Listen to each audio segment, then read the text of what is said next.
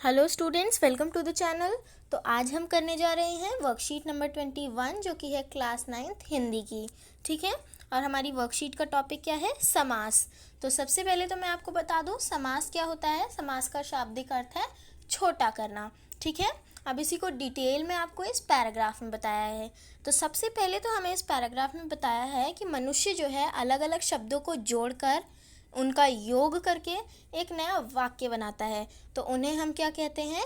यौगिक शब्द। ठीक है, अलग अलग शब्दों को जोड़कर जब एक नया वाक्य बनता है तो उन्हें हम कहते हैं यौगिक शब्द। ठीक है, और अगली बात क्या कही गई है? उपसर्ग, प्रत्यय, संधि, समास, इन सभी से ऐसे ही कुछ यौगिक शब्द बनते हैं। 2 या 3 शब्दों या पदों को जोड़ने से वे छोटे या संक्षिप्त हो जाते हैं। 2 या 3 शब्दों को जब हम जोड़ देते हैं, 2 या 3 पदों को जब हम जोड़ देते हैं तो वो संक्षिप्त हो जाते हैं, या फिर हम कह सकते हैं छोटे हो जाते हैं।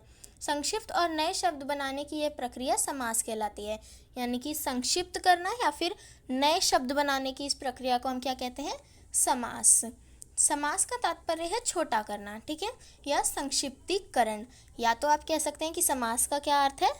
छोटा करना, या फिर हम कह सकते हैं संक्षिप्तीकरण। ठीक है, संक्षिप्त करने के लिए पदों के बीच का विभक्ति परसर्ग चिन्ह हटा दिया जाता है।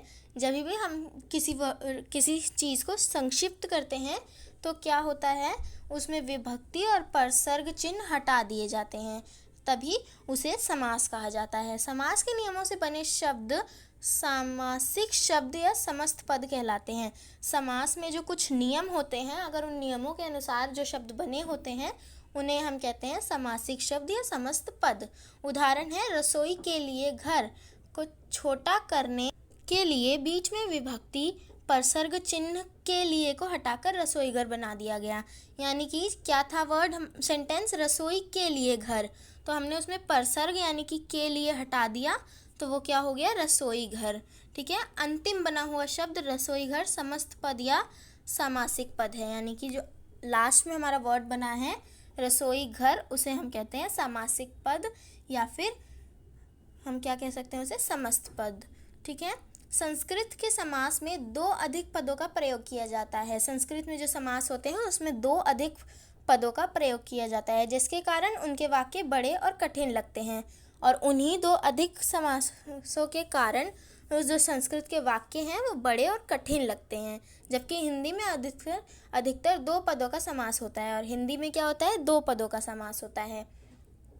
पहले पद को प्रथम पद या पूर्व पद, जो पहला पद होता है उसे कहते हैं प्रथम पद, और जो दूसरा पद होता है उसे उत्तर पद कहा जाता है। पदों में समास के साथ कभी कभी उनके वर्णों में संधि भी होती है।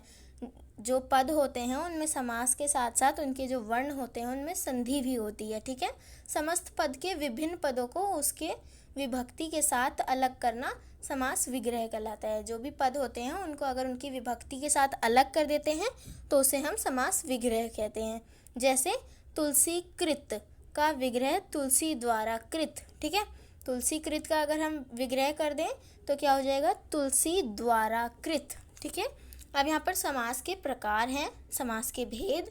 सबसे पहला है अव्ययी भाव समास, तत्पुरुष समास, कर्मधारय समास, द्विगु समास, द्वंद्व समास, बहुव्रीहि समास।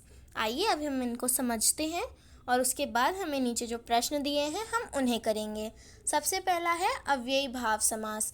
इस समास में पहला पद प्रधान होता है। यानी कि इस समास में क्या होता है? जो पहला पद जो होता है बड़ा होता है या फिर प्रधान होता है। पहला या पूरा पद अव्यय होता है। पहला पद या फिर जो पूरा पद होता है वो अव्यय होता है। इसमें पहला पद उपसर्ग भी होता है, जैसे अ, आ, अनु, प्रति, हर, भर, नी, निर, यथा, यावत आदि। यानी कि जिन भी शब्दों में ये सारे उपसर्ग आ जाते हैं तो वो कौन से होते हैं? अव्ययी भाव समास।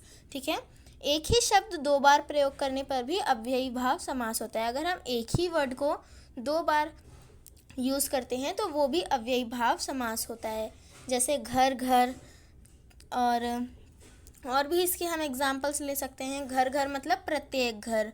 और जैसे कि हम इसके एग्जाम्पल ले सकते हैं दूर दूर, यानी कि प्रत्येक दूरी पर। ठीक है, अब इसके कुछ उदाहरण देखते हैं। आजन्म।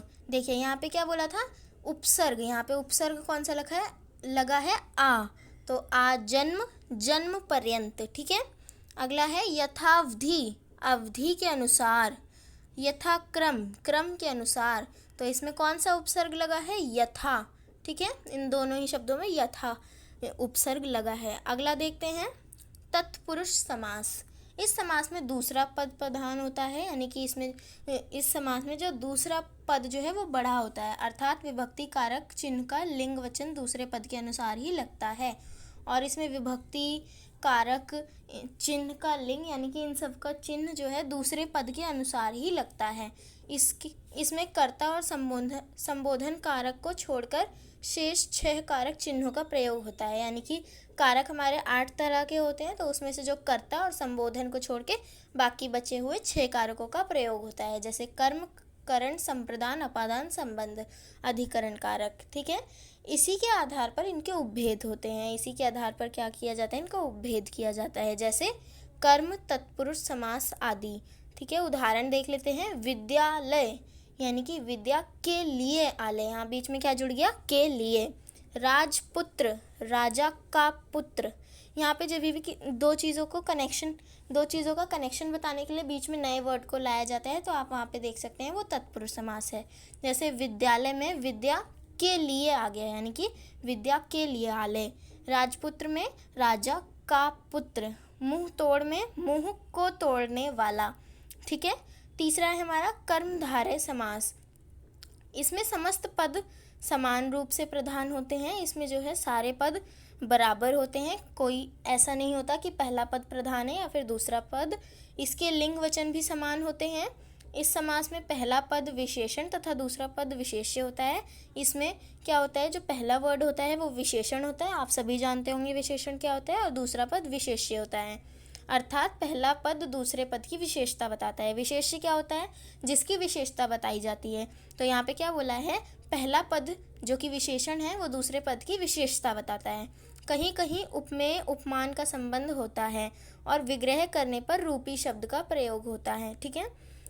और जैसे कि चरण कमल, इसमें अगर हम समास विग्रह करते हैं तो यहाँ पर रूपी शब्द आ जाता है, जैसे कि चरण कमल, चरण रूपी कमल। इस समास में व्यक्ति, वस्तु आदि की विशेषता का बोध होता है। ठीक है। जैसा कि विशेषण में क्या होता है, किसी व्यक्ति, वस्तु आदि की विशेषता का बोध होता है। इसके उदाहरण हैं नील कमल, नीला जो कमल। चंद्रमुख, चंद्रमा के समान मुख वाला। ठीक है। अगला देखते हैं द्विगु समास। द्विगु समास में पहला पद संख्यावाचक होता है और कभी कभी दूसरा पद भी संख्यावाचक होता है। विग्रह करने पर समूह या समाहार का बोध होता है, किसी नए अर्थ का नहीं, जैसे कि बहुब्रीहि समास में देखा जाता है। देखिए इसमें क्या बोला है कि द्विगु समास में जो पहला पद होता है वो संख्यावाचक होता है, या फिर कभी कभी क्या होता है दूसरा पद भी संख्यावाचक ही हो जाता है, और इसमें किसी नए अर्थ का बोध नहीं होता है, जैसा कि बहुब्रीहि समास में किसी नए अर्थ का बोध नहीं होता है। वो हम अभी आगे पढ़ेंगे बहुब्रीहि समास क्या होता है। अब देखिए द्विगु समास के उदाहरण। जैसा कि मैंने आपको बताया था पहला पद संख्यावाचक होता है, तो चौराहा, 4 राहों का समूह। अगला है नवग्रह, 9 ग्रहों का समूह। दोपहर, 2 पहरों का समाहार। ठीक है। 5वां द्वंद्व समास। इसमें दोनों पद प्रधान होते हैं। इसमें क्या होता है, ऐसा नहीं होता कि दोनों पद प्रधान नहीं होते या पहला पद प्रधान होता है दूसरा नहीं होता। इसमें दोनों ही पद प्रधान होते हैं। दोनों पद अधिकतर एक दूसरे के विलोम होते हैं। इसमें दोनों पद जो होते हैं अधिकतर एक दूसरे के विलोम होते हैं। ठीक है। इसका विग्रह करने पर बीच में, अगर हम इसका विग्रह करते हैं तो इसमें कौन कौन से शब्द आ सकते हैं, बीच में और या का बोध होता है। ठीक है। या और तथा योजक शब्द भी कहे जाते हैं, यानी कि जो बीच में जो वर्ड्स आते हैं या और तथा, इन्हें हम योजक शब्द भी कहते हैं, जैसे ठंडा गरम, ठंडा या गरम। ठीक है। उदाहरण देखते हैं सीता राम, जैसा कि बताया था यहाँ विलोम होते हैं, तो सीता राम, सीता और राम। खरा खोटा, खरा या खोटा। अन्न जल, अन्न और जल। अगला है हमारा आखिरी समास बहुब्रीहि समास। इस समास में कोई भी पद प्रधान नहीं होता। इस समास में क्या होता है, कोई बड़ा नहीं कोई छोटा नहीं, तो मतलब कोई भी पद प्रधान नहीं होता, दोनों ही बराबर हैं। दोनों पद मिलकर जिस तीसरे पद, यानी कि जब दोनों पद मिलते हैं तो एक तीसरा पद बनाते हैं, उसकी प्रधानता होती है। यानी कि मान लीजिए हम दो वर्ड्स को जोड़ रहे हैं, तो ना तो इसमें इसकी कोई वैल्यू है ना ही इसकी, लेकिन जो हमारा इनको जोड़कर नया वर्ड बनाया है इसकी वैल्यू है। ठीक है, तो यही समझाया गया है बहुब्रीहि समास में। ठीक है, और विग्रह करने पर वाला है। जब हम इसका विग्रह करते हैं तो बीच में क्या आता है, वाला है, जिसका, जो, जिसकी, जिसके, वह आदि शब्द आते हैं। उदाहरण देख लीजिए, दशानन। आप सभी जानते होंगे दशानन कौन है। दश है आनन, मुख, आनन का मतलब क्या होता है, मुख, यानी कि जिसके 10 आनन हैं, जिसके अर्थात रावण। ठीक है, नीलकंठ, नीला है कंठ, जिसका अर्थात शिव, यानी कि शिव का कंठ नीला है। ठीक है, चलिए अब हमने यहाँ पर समास क्या है, समास के प्रकार सब कुछ पढ़ लिया है। अब हम यहाँ पर प्रश्नों पर आ जाते हैं। निम्नलिखित समस्त पदों का समास विग्रह करके समास का नाम लिखिए। ठीक है, तो मैं आपको ये प्रश्न दिखा देती हूँ। तो ये देखिए, आपको यहाँ पर दिख रहा होगा प्रश्न 1, माता पिता। तो ये कौन सा समास है, द्वंद्व समास। प्रश्न 1 में हमें क्या करना था, जो हमें शब्द दिए हुए हैं उन्हें हमें बताना था वो कौन से समास हैं। तो सबसे पहला माता पिता, तो कौन सा समास है, द्वंद्व समास। ठीक है, आशुतोष, बहुब्रीहि समास। ठीक है, आशुतोष क्या है, बहुब्रीहि समास। बहुब्रीहि समास में क्या था कि जिसमें जो नया वर्ड बनता है उसकी वैल्यू होती है। तो आशुतोष कौन होते हैं, आप सभी जानते होंगे। अगला है दाल रोटी, द्वंद्व समास है ये। ठीक है, तो द्वंद्व समास क्या होता है वो हमने पढ़ा था। आइए मैं आपको फिर से बता देती हूँ। पढ़ा था हमने कि दोनों ही पद प्रधान होते हैं और अधिकतर जो दोनों पद होते हैं वो एक दूसरे के विलोम होते हैं। जैसे इसमें क्या पढ़ा था, इसमें क्या है, माता पिता, माता का विलोम पिता, दाल का विलोम रोटी। ठीक है, तो इसलिए ये हो गया द्वंद्व समास। राजपुत्र, तत्पुरुष समास। ये तो हमने तत्पुरुष समास के उदाहरण में भी पढ़ा था, जिसमें बीच में क्या आ जाता है, के लिए या फिर का, की, के। तो इसमें अगर हम इसको लिखते हैं कि राजा का पुत्र, तो इसमें बीच में आ गया का, तो इसलिए क्या हो गया, तत्पुरुष समास। अगला है पंच तत्व, ये हो गया द्विगु समास, क्योंकि इसमें पहला पद क्या है, संख्यावाचक है। अगला है लंबोदर, बहुब्रीहि समास, क्योंकि इसमें जो नया शब्द बना है लंबोदर, लंबोदर का अर्थ है श्री गणेश, जैसा कि आप जानते होंगे, जिसका लंबा हो धर, यानी कि लंबोदर। अगला है भरपेट, अव्ययी भाव समास होगा ये। अव्ययी भाव समास मैंने क्या बताया था आप लोगों को, जैसा कि ये देखिए आप लोगों को मैंने क्या बताया था, इसमें भर, ये देखिए इस उपसर्ग का प्रयोग होता है। हमारा शब्द क्या था, भर पेट, इसीलिए क्या हुआ, अव्ययी भाव समास। चलिए अब हम अपना प्रश्न 2 देखते हैं। निम्नलिखित समास विग्रह का समस्त पद और नाम लिखिए। यानी कि पहले तो हमें इनका समास विग्रह जो है वो लिखना है और फिर इनके वो लिखने हैं ये कौन सा समास है। तो नवरात्रियों का समूह, चलिए मैं आपको इसका उत्तर दिखा देती हूँ। देखिए, नवरात्रियों का समूह, नवरात्र, इसमें पहला पद जो है वो संख्यावाचक है, इसलिए ये होगा द्विगु समास। अगला है शक्ति के अनुसार, यथाशक्ति, ये है अव्ययी भाव समास, क्योंकि उसमें मैंने क्या बताया था, उसमें उपसर्ग लगेगा अ, आ, ई, या फिर इसमें यथा या भर और ऐसे ऐसे उपसर्ग लगेंगे, तो इसमें क्या लगा है, यथा, तो इसलिए ये हो गया अव्ययी भाव। देश के लिए भक्ति, देशभक्ति, बीच में क्या आ गया, के लिए, तो इसलिए कौन सा हो गया, तत्पुरुष समास। अगला है दो सुतों का समूह, दुसुति, ठीक है, तो ये हो गया द्विगु समास, क्योंकि द्विगु समास में क्या होता है, पहला पद जो होता है संख्यावाचक होता है।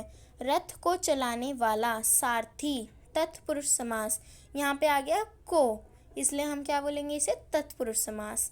धन से हीन, ये भी तत्पुरुष होगा, क्योंकि यहाँ पे बीच में से आ गया, ठीक है, तो धन हीन, तत्पुरुष समास। ठीक है, इसी के साथ हमारा प्रश्न 2 भी जो है हो गया। तो अगर आपको हमारी ये वर्कशीट हेल्पफुल लगी हो, हमारे आंसर्स आपको हेल्पफुल लगे हों, तो प्लीज़ हमारी वीडियो को लाइक कर दीजिए, शेयर कर दीजिए, कमेंट कर दीजिए, हमारे चैनल को सब्सक्राइब कर दीजिए। सब्सक्रिप्शन बटन के बगल में जो बेल आइकन है उसे प्रेस कर दीजिए ताकि हमारी आगे आने वाली वीडियोज़ की नोटिफिकेशन आपको सबसे पहले मिल जाए। Thank you so much students.